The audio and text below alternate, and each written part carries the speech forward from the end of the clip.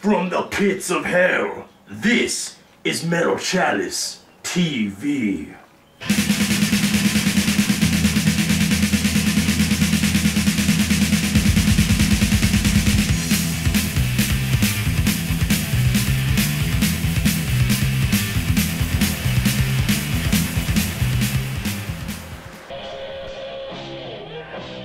Hey, what's up YouTube? This is Drake, the first episode of MetalChaliceTv.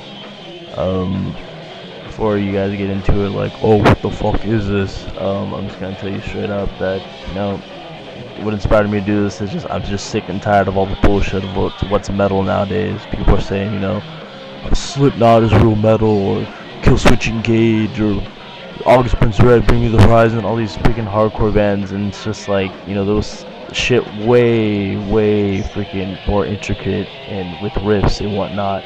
It was way like melodic back in the day, and you know, I'm just kind of like giving my respects to that genre and whatnot. So, you know. We were supposed to go up a little later today, so we didn't have all this shit prepared. But this is our last one. This one's called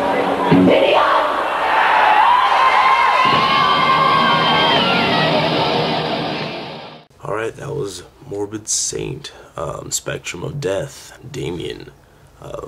Probably one of the most underground thrash bands of the 80s era of thrash metal. I can say that that band was more of a crossover band though. Not like a DRI or you know, like any other type of crossover punk band, but more of a crossover like Sepultura, like going into the death metal kind of theme of thrash. They're honestly really amazing. They're great. I mean, it's a shame that the band itself had too much like bickering with each other, and you know, they broke up because of it. I don't know, nobody really knows the real reason. If you know, please, you know, comment it down below. But I mean, other than that, I mean, their vocals and lyrics were most like evilest crap you can think of, especially for their song Damien. I mean, it's probably their best song other than Assassin, Damien, on the Spectrum of Death album. Absolutely amazing. Probably the tip of thrash metal and death metal at its best. So the thrash metal underground band of the day has to go to Morbid Saint song from the album Spectrum of Death.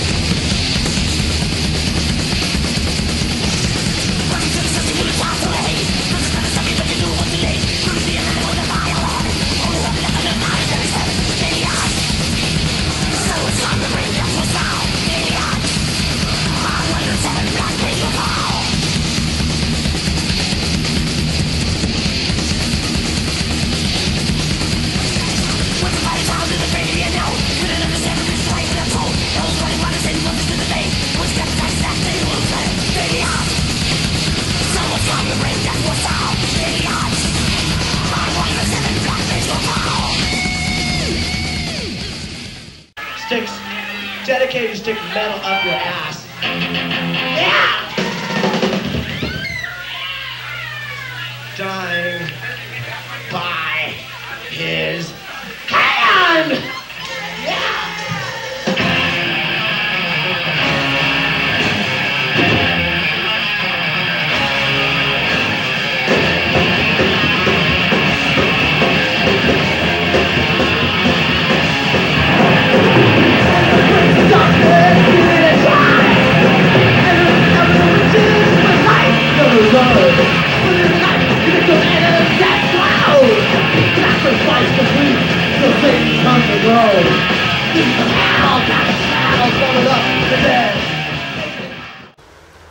Okay, that was Exodus, Die by His Hand, 1982 demo.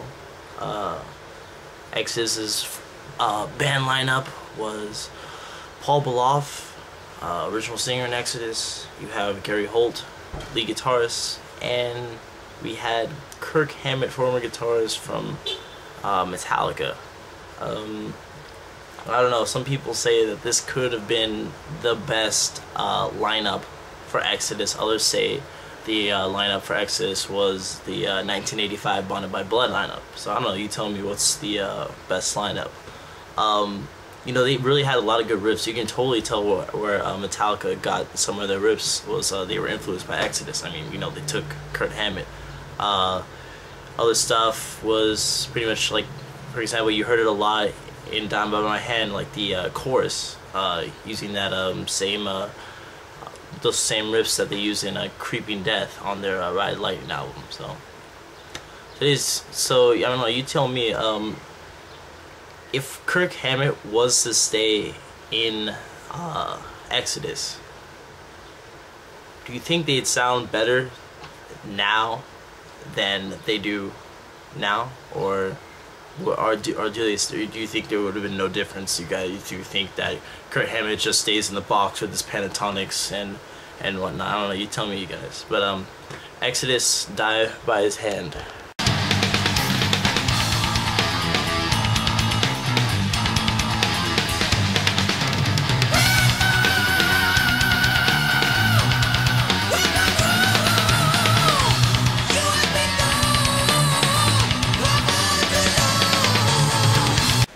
Alright, so if you're a metalhead, you already know this. You already know that because you like an extreme type of genre like this, you know that the main thing that all metalheads do is having to defend the thrash metal scene or any kind of scene that you're into, black metal, death metal, whatever.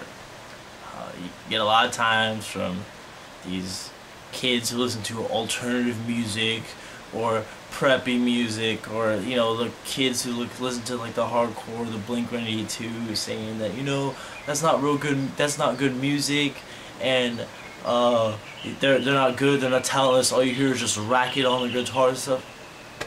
Shut up. You don't know what the fuck you're talking about. Seriously, if you really think about it, like all alternative songs, pretty much, correct me if I'm wrong, are based on about maybe like 4 basic bar chords and have like a little like trill going, just like and it's ridiculous. Like they're all the same, they're just in different octaves and different little things like that, you know. As for the lyrics, I don't really enjoy the whole I broke up with my girlfriend and now I'm not alright. Like, it's terrible, it's the same shit every time. People say, yeah, it's that my music is, you know, oh, it's devil and it's Satan worshiping. You know, not all of it's that. I mean, if you listen to Megadeth, for example, that most of their stuff is political. It's a political band.